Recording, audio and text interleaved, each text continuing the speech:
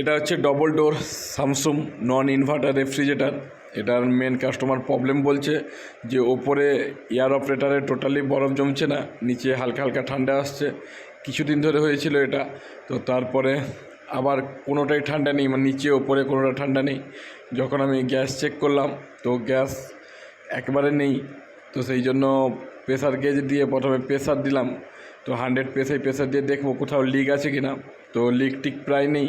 তো সেই জন্য খুলে যখন দেখি সেন্সারের দুটো প্রবলেম আছে, দুটো সেন্সার চেঞ্জ করলাম। কারণ অটোমেটিক ফ্রিজ অফ আর হচ্ছে না, মোটামুটি চলেই যাচ্ছে যতক্ষণ রিলে ওএলপি যতক্ষণ কাট আউট না করছে। তো সেই জন্য দুটো সেন্সার চেঞ্জ করলাম।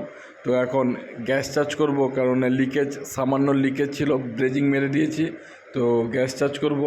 গ্যাস চার্জ করার পর কাস্টমারের যে প্রবলেম ছিল যে এয়ার অপারেটারে বরফ জমছিল না, প্রায় 2-3 ঘন্টার পর বরফ জমে যাচ্ছে। তো কাস্টমারের পুরো ক্লিয়ার কাজ হয়ে গেছে। তো চলো আজকের ভিডিও এইটুকুই, আবার দেখা হবে অন্য একটি পার্টে।